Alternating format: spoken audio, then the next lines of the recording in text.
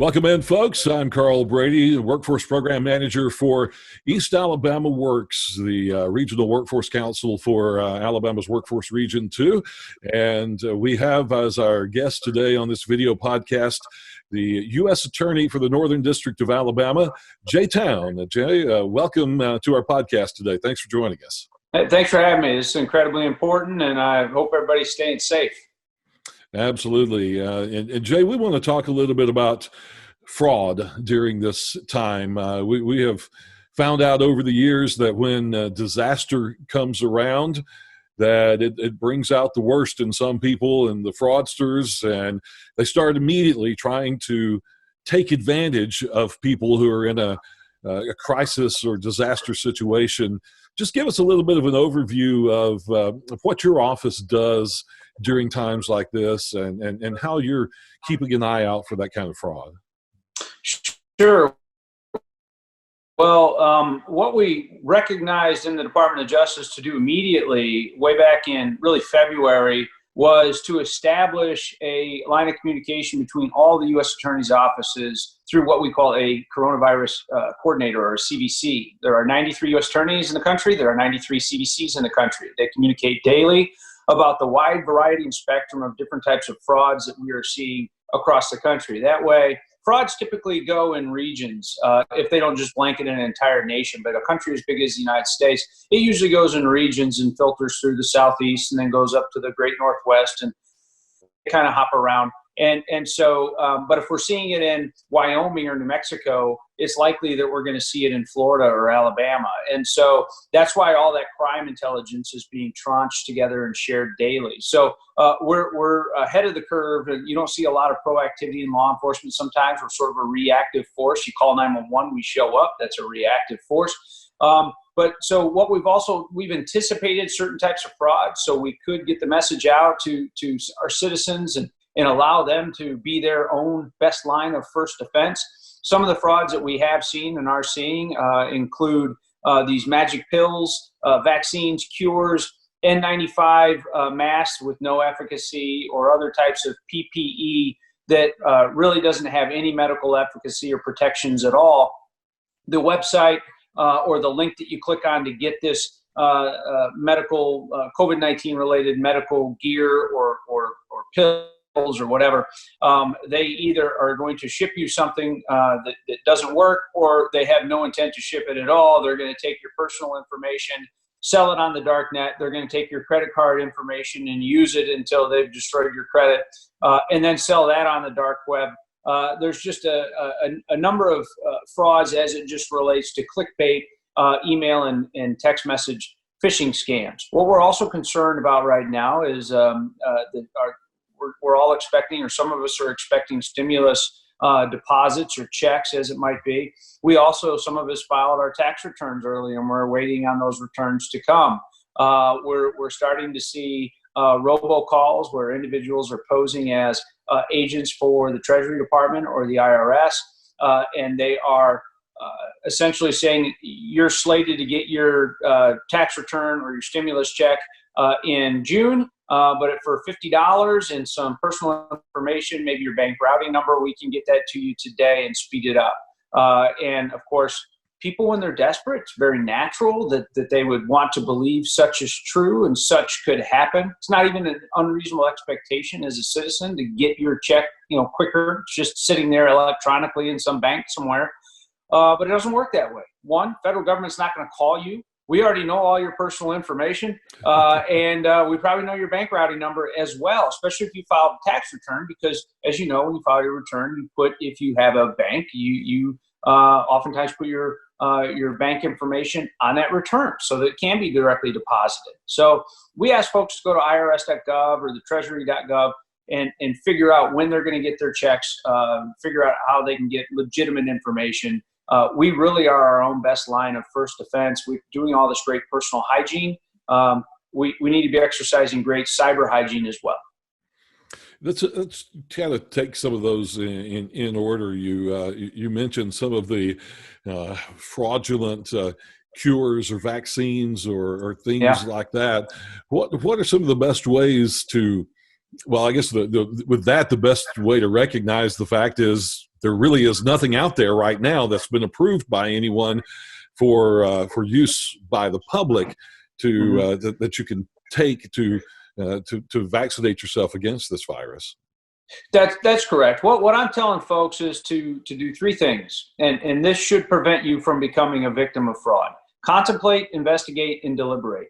Contemplate before you click on that link, whether it's in your email or a text message that promises a deal on N95 masks or gowns or the magic pill for either protecting against getting COVID-19 or a vaccine from it, or the cure for it. Contemplate about that. Does that make sense? This would come to me through my Yahoo account. That's how I'm going to find out about a cure for this. It's not being reported on the news. Investigate before you give information. To your earlier example, you could go to the FDA and find out if this is a legitimate company, if there is such a thing. Does XYZ Inc. sell N95 masks typically, or should I be buying them from, a Fortune 500 company that makes them and sells them and produces them by the million? Those are things that just a little investigation through a Google search, you'd be pretty close to saying no every time on those phishing scams. And deliberate before you donate. We're also seeing, look, there are some fractions of human beings among us that this is a great predatory season for them because people are desperate, people are in need of hope. And so they form these fake charities or crowdfunding sites where you just know the money's going to go for our first responders or members of law enforcement, people who are downtrodden, the least among us who need our help. And it's just going into the pockets of these individuals that are posing as being charitable. So, you need to deliberate, is this a legitimate site? Did it just pop up in the last 6 months, or do they have 10 years of being charitable? Those are things that I think don't wash away your common sense during this crisis. A lot of the fraud out there preys on people who are maybe they're older, they're not as familiar with technology and being able to do a Google search, or maybe they get a phone call that says that they're representing a local charity or a local church or a local sounding organization. In addition to the COVID-19 crisis that we're in right now, here in North Alabama, we just had on Sunday evening a wave of tornado destruction throughout North Alabama. So we're having both of these things happening at the same time. So we really need to be extra vigilant about those phone calls that we get as well, saying that I represent so-and-so and we need a donation quickly. 100% right. And I mean, we are our first best line of defense. And I think that if people just slow down, I think that they'll find themselves not becoming victims of crime. But even if somebody attempts it, though, we're still asking that the public call the National Center for Disaster Fraud hotline, which is 866-720-5721. You should have the graphic. Or you can email the FBI at tips@fbi.gov and let them know about this attempted scheme. Chances are we're seeing it elsewhere, but the more places we see it, the easier for it is to sort of triangulate where the bad guys are. You also want to talk a little bit about children being online. Schools have been canceled through the end of the school year. Kids are home and parents are giving them access to the computer or the iPad to keep them occupied. And some of them are actually trying to do their schoolwork online and trying to do some of those things.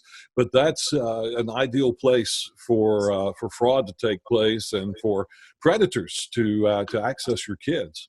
Oh, yeah, and this is scary stuff.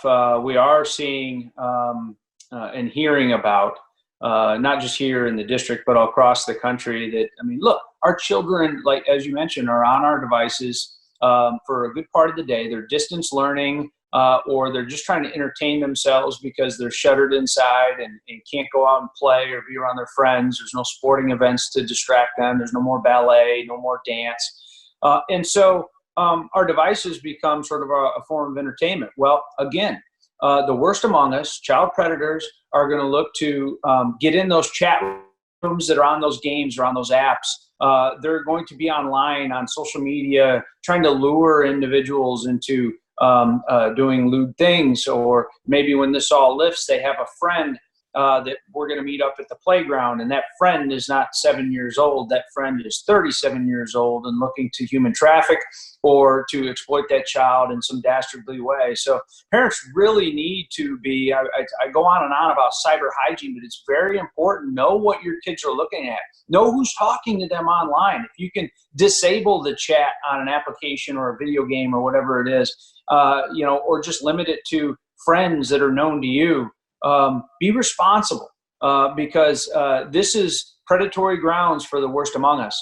And as a man with a 9-year-old daughter who loves her more than anything on this planet, any 15 people on this planet, I will tell you that we've been very vigilant on who she gets to talk to with any device and what websites she gets to visit, because there's just too much out there that I've, unfortunately, in 22 years in this business, become aware of. That would allow me to just let her, go to her own devices with an iPad. We as parents have that responsibility, not only to report it for our own well-being of our own children, but so that our neighbors have that advantage as well. And those colloquial stories get out, they fester, and they become our best first line of defense. What do you think about some of the programs that provide parental controls and oversight? Are there some good ones out there that parents can trust to help with that? Sure. Well, look, social media is tough. There's some websites that, and I would hesitate to name the ones that we prohibit in our house, but there are some websites that, frankly, there are some laws that protect social media and other types of video sharing websites that from any types of content lawsuits or culpability or liability. And so whatever's on those sites, it's just up to the person who posted it. So, just think of the worst possible thing and times 10 is what is out there. Video games and different types of apps on your iPad. Child predators pose as 9-year-olds and go in and befriend somebody, and it doesn't take them very long to outsmart a 9-year-old and convince them to go down to the playground on their bike. And that's the last we see of her. Those are the types of things that parents just generally should be aware of, but especially now when we have all this access to our devices, probably, tenfold from what our normal accessing to devices might be for our children. We need to really be mindful of it for their sake and for our neighbors' sake as well. I know the last couple of days there's been a lot of discussion, and I think maybe the Department of Justice even issued a warning about this today, or another organization, about social media, the little games that are going on of posting your senior picture and the year you graduated from high school, or posting pictures of all the cars that you've owned over the years. It seems like a lot of fun, and people are enjoying this on social media. But when you look at it a little more closely, some of these things mimic some of the security questions that you're asked a lot of times of what year did you graduate? Where did you go to high school? What was your first car? Those kind of things. And they can turn into fishing expeditions for the bad guys who are looking to steal your identity. Sure. And you got to remember, all of this we put on about this personal identifying information about ourselves, it doesn't go into, a shoebox on someone's desk and they break it out for 7 billion people on the planet. It goes into algorithms that do calculations by the nanosecond and by the tens of thousands or to the millionth power. So those algorithms are going to search every piece of social media you've ever touched, every piece of information you've ever provided or that's been stolen from you, piece it all together and create a virtual person. And then use that virtual person to make purchases or trade dope on the dark net or whatever it might be. None of it is a good purpose. All of it is nefarious. And so to your point, when you are sharing something that might be a password to your Gmail account or something that might indicate the year you graduated, which might help us indicate the year that you were born, things like that are are important to know that most people graduate high school when they're 18, go back 18 years. That was the year you were born. That might be handy information when you tranche it with all the happy birthday, on your Facebook where, hey, it's my birthday. Well, we know the date now. We just need the year. Well, now we got it. Doesn't take long. Doesn't take a sleuth. Certainly doesn't take an algorithm. Unfortunately, that's what they're using. I've always said if some of these folks would apply their intelligence and hard work to a positive venture, they probably would make more money and contribute more to society by using all of that intelligence in a positive way. Well, we anticipate for as many as we can making sure they pay their debt to society when this is ongoing and through. You mentioned just briefly the stimulus checks or the stimulus payments. What sort of things do people need to look out for? People trying to get that stimulus money. I know one thing that I see is people who don't have their banking information on file with the IRS already are being asked to go online and provide that information to the IRS. We've got to make sure we're going to the legitimate IRS secure place that we're putting that information in.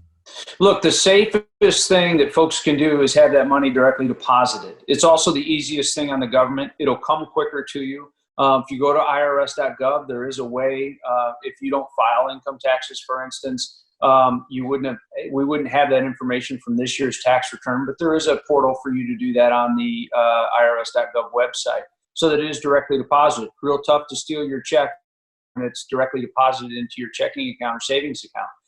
When the checks are mailed, though, and that'll happen whenever the President or the Treasury Department decides that's when it's going to happen.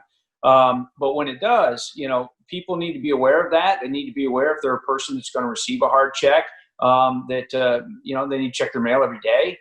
Maybe shortly after they get their mail, rather than waiting, if they get their mail at 9 o'clock in the morning, maybe have a neighbor grab it so it's not sitting there all day, because thieves will go and start looking for those checks. They'll forge signatures, cash them, and try to get out of there with some money.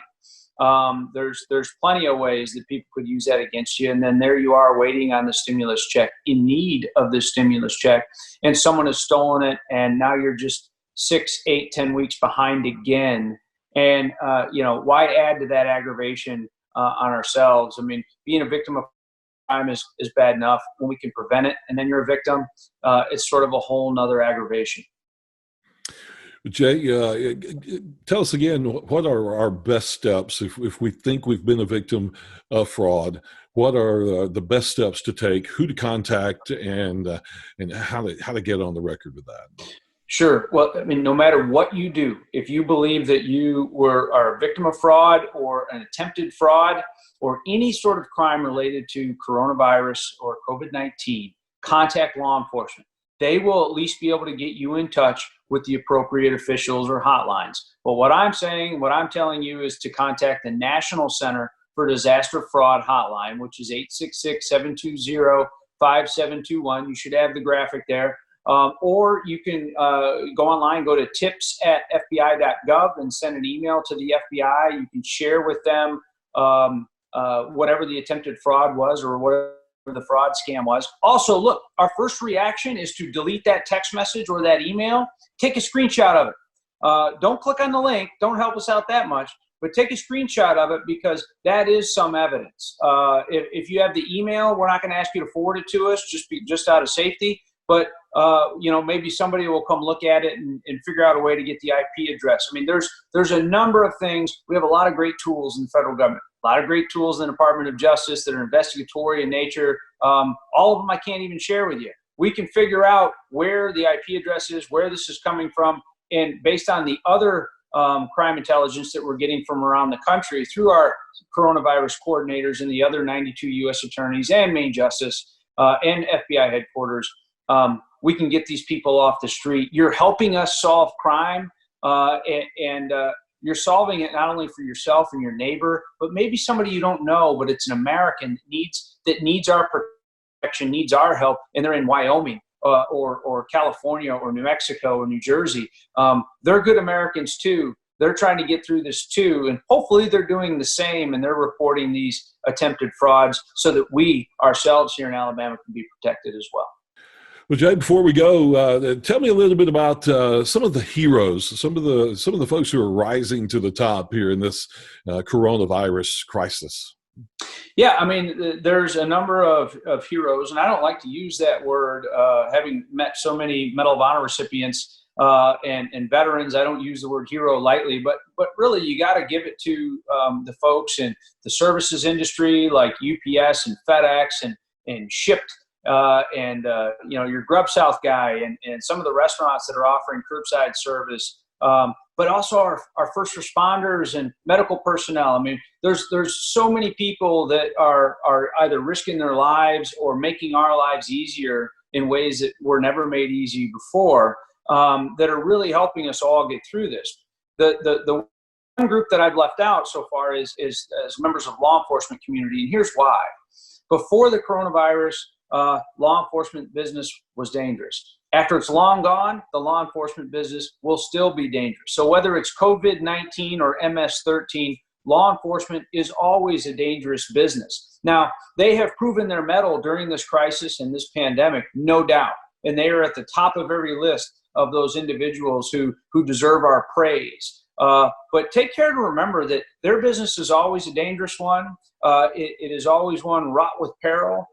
And so when this is over with, I hope we remember not only all of those others that I mentioned, but just remember that the ones that are carrying guns for a reason, that have that badge either in their wallet or on their chest, those are the best among us. Let's respect that and take care to remember that after this COVID-19 is long gone. We need to remember all of our heroes and the folks that stepped up, but those folks in law enforcement have been stepping up long before this, and they'll be stepping up long after this.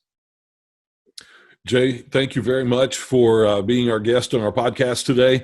We appreciate all the work that you guys in the Department of Justice are doing on our behalf, keeping an eye out for all of the fraud and things that are going on.